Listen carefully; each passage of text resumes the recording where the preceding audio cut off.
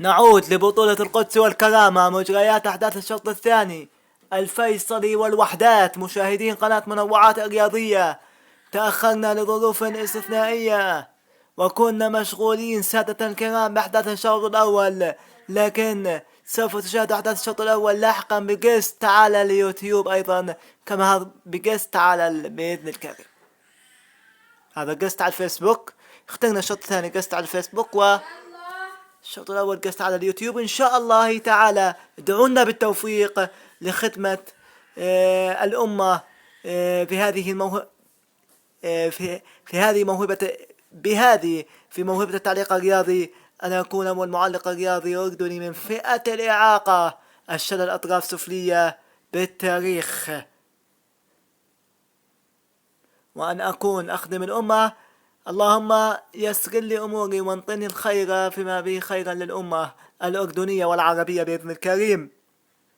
مجريات أحداث الشوط الأول كانت على النحو التالي. خلنا لكن نبقى مع كرة بها عبد الرحمن. بعد ذلك أحكي لكم وأقول لكم مشاهدينا الكرام محبينا بكل مكان أحداث الشوط الأول. نعم، الآن كرة كانت فيصلاوية لكن اقتطمت بالحائط من تسديدة من بها عبد الرحمن، وصار سجل بمنطقة عمليات الوحدات، لكن قطعها لاعبين الوحدات واستردها الفيصلي، لكن تعود وحداتية الآن. شوط ثاني سجال حتى الآن كما أشاهد أمامي حين انطلاق التسجيل. نعم، سجال ما بين الوحدات والفيصلي. بطولة القدس والكرامة، بطولة القدس والكرامة فلسطين 2024. فلسطين الكرامة يا أحمد عبد الستار، بكل تأكيد،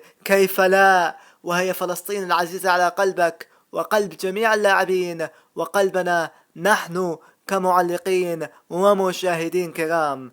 على كل حال، نعم، أحداث الشوط الثاني حتى الآن على سوية عالية كما كان أحداث الشوط الأول.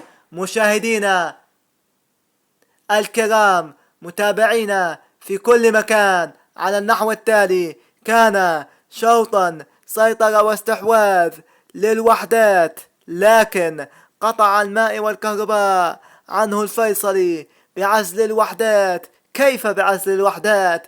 بزون دفاعي مشاهدينا الكرام، نعم، وبانتشار دفاعي سليم داخل منطقة العمليات، وخطف الفيصلي هدف مباغت بعد هجمات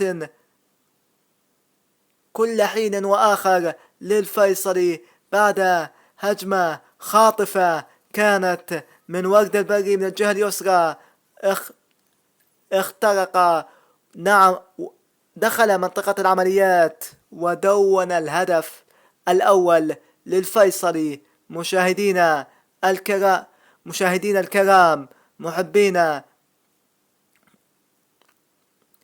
محبين الوحدات والفيصلي في كل مكان، نعم، بكل تأكيد، بهذه الأوقات والزمان. مشاهدينا الكرام، على كل حال، الآن بكرة للفيصلي، نعم، الباقي كان باليسرى، صنعها طبق من ذهب كما كان بالجهة اليسرى، ودونها لاعب الفيصلي بتسديدة رصاصية، تسديدة عالية المقاس، سكنت الزاوية 90 للوحدات، وأعلنت أول الأهداف للفيصلي. كما قال الوحداتي: يا أهلا بابن عم الفيصلاوي العريق. كما قال الفيصلاوي: قدمت شوط أول جميل يا أيها الوحدات المارد الأخضر. أنا أفخر بك الزعيم الفيصلي. ندخل لمجريات أحداث الشوط الثاني الآن. نعود من جديد لمجريات أحداث الشوط الثاني. محمد الكلوب لعب كرة، والآن الكرة وحداتية، نعم، طويلة عند دفاعات الفيصلي، لكن الفيصلي الآن يحاول والوحدات يجادل، لكن يعتذر، والاعتذار من شيم الكبار يا ابن غزلان الشمال. نعم، بل أنت يا ولدي، بكل تأكيد بل أنت يا أيها الشاب الرمثاوي ابن غزلان الشمال حسان الزحراوي. حسان الزحراوي بالفعل الآن بهذه الأوقات والزمان حتى الآن الفيصلي حتى الآن الفيصلي يتقدم على الوحدات بهدف دون مقابل. نعم، وحتى الآن سجال المباراة ما بين الوحدات والفيصلي سجال مشاهدينا، سجال متابعين بكل مكان. يا سلام، وحداتي الآن بمنتهى الجمال. يا سلام يا أيها الوحدات، يا الله، متابعين الأردن الرياضية، يا الله. لكن دفاعات الفيصلي حاضرة، نعم دفاعات الفيصلي حاضرة يا ولدي، كيف لا، وهي دفاعات الزعيم والمارد الأخضر. المارد الأخضر يتمخطر بفلسطين، يصول ويجول هنا وهناك بكافة أرجاء الملعب مشاهدين الكرام، باحثا عن هدف التعادل والتعديل. نعم، تكريما لجماهير الوحدات الكريمة، نعم، ولإثبات الذات للمدرب السلوفيني فوشوفيدك. شفشق، عفوا اسم المدرب لا يحضرني بالضبط. على كل حال داركو، هسه تذكرنا اسم المدرب داركو، نعم. على كل حال الآن وحداتية. يا سلام على الوحدات، يا سلام على المارد، أي تمريرات لكن لخارج أرضية الميدان. والآن الكرة عند الفيصلي. انت هياخد الشوط الثاني بس. ودي روح محمد. وين؟ نروح يودي تليفوني. طيب بس حط خط بالتليفون. طيب بس يخلص الشوط الثاني منطقي اياه.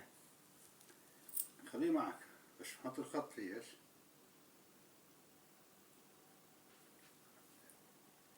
اعطيني يا اخي ابو شغال الفيديو بس دقيقة تخلص الشوط والله عندك اياه.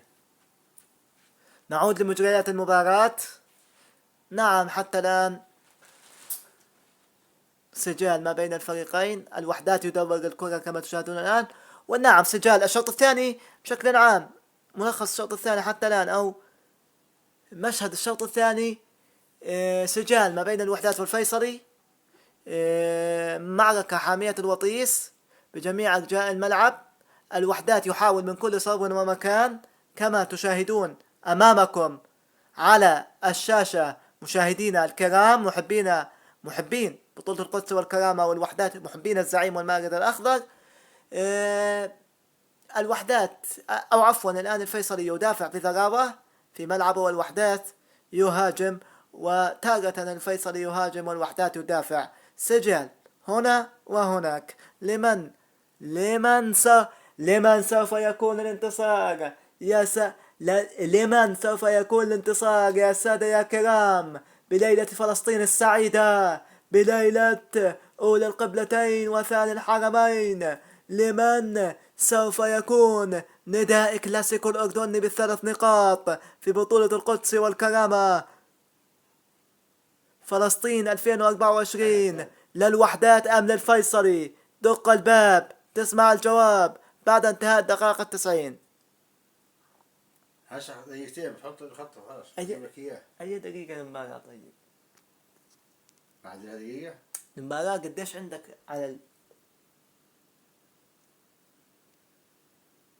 84 دقيقة 84. هات حساب رجعك اياه. إذا الدقيقة 84 بس الدقائق 84 اقرأ لي الساعة فوق الأرقام، أرقام الدقائق. هاي 85 و9 معناته 4 دقائق ضل. طيب هات انطيني استنى 4 دقائق ونعطيك إياه. روح محمد يجي. طيب يلا امسك. نعود إليكم لاحقا مشاهدينا.